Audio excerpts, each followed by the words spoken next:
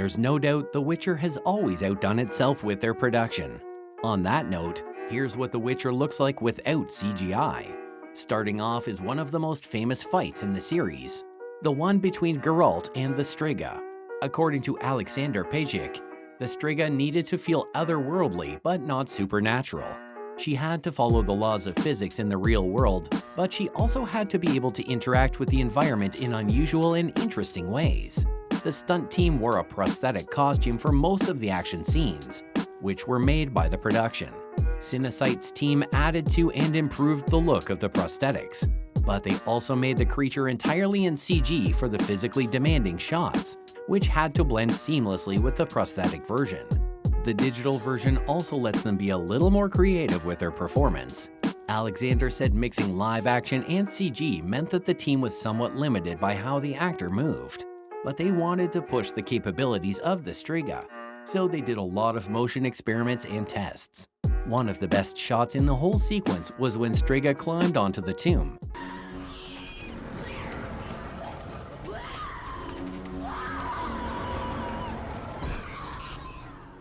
It was a combination of all the animation style tests they had done, merged into a performance that still looked like live action. The VFX supervisor said that the camera was also pretty close to Striga's face, so her pain and anger at not being able to get back into her tomb had to be very clear. When it comes to monsters though, the VFX team pushed themselves even further when it came to combat scenes. An example of this is the fight between Geralt and a swamp creature called the Kikimora. Quickly in the show, but I had to slow it down and watch it at a quarter the speed. The scene is almost like a fight to the death. At first, the team decided to get a couple of artificial parts made. They thought that talking to each other would be good for them.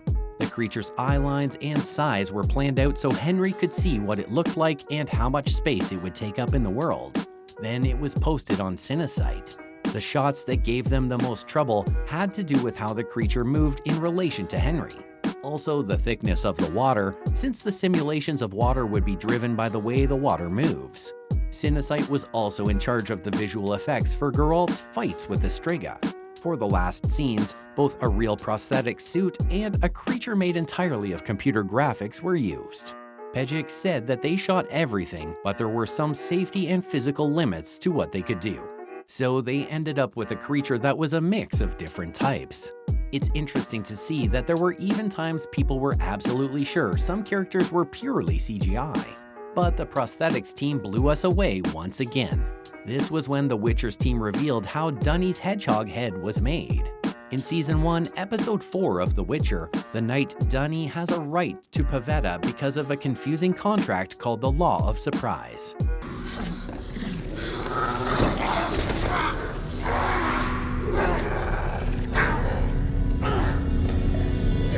The princess tells Dunny, who has a cursed head, that she loves him. After that, the curse is broken. Here's what's surprising though. Dunny's hedgehog head is made with real-world effects, and it's an amazing work of art. Even though we don't know how long it took, it seems likely that actor Bart Edwards sat around a lot while the makeup department got him ready for his scene. The team not only made each quill by hand, but they also made a mold of the actor. And then they made prosthetics out of that mold. After putting the video on his Instagram, Edwards drew attention to the great practical effects. The knight's hedgehog head is just one example of how well they did this though. Even characters like Nivellen, who were hard to make, were a great mix of prosthetics and CGI. Fans of The Witcher were shocked to find out that Dunny's head was made of prosthetics. Others were surprised to find out that the character's teeth were the only thing that wasn't real. It also looks like the entire VFX team tried to create very cool environments for the monsters by using as little CGI as they could. And this definitely required a lot of research and manpower. For example, the time when they hired actual actors to play ghouls. Recently, the show's visual effects supervisor, Julian Perry, talked about how it took a long time to bring the magic and monsters from the script to life. Even though computers were used a lot in post-production, the attitude on set was if we can really film it, we will. In the show, creatures can be seen in forests, caves, and on the ground in the desert. And according to Perry, every creature has its own set of problems.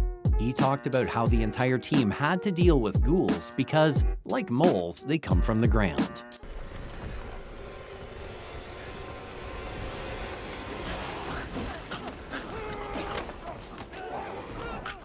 So they had to figure out how the ghouls would come out of the ground, run around, and move around. When it came to making those shots though, the team wanted something in the middle of motion capture and prosthetics. The stunt team set up for small actors to play ghouls who would interact with Henry. They then took apart the production plate and put their ghoul on top of it. The Witcher bringing us a whole new different world always keeps us super intrigued. But what if I told you that some environments in the show actually exist and weren't purely CGI? Well, let's take a closer look at the magical tree that Ciri meets in Broccolon.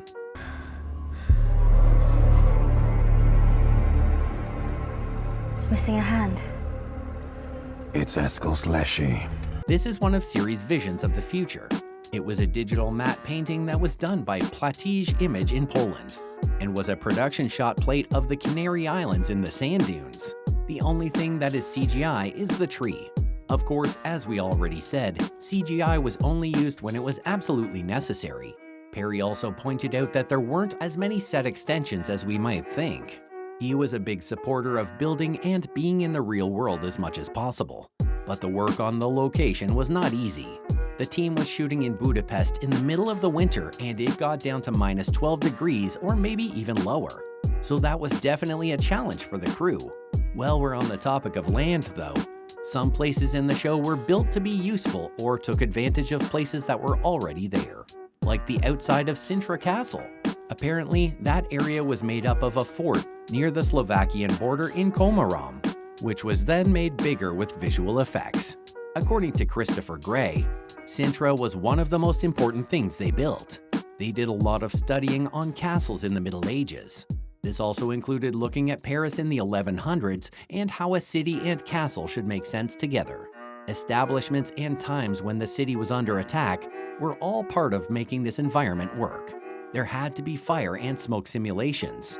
Framestore also made a lot of the other environments for the show, like the female sorceress's school at Artuza, which is on a rocky outcrop on Thaned Island in Temvria. Framestore took a real-world location and added CG buildings that looked like they were made in the brutalist style. From what I know, this was hard for them to do because it was always pictured as two buildings on an island with water in the middle.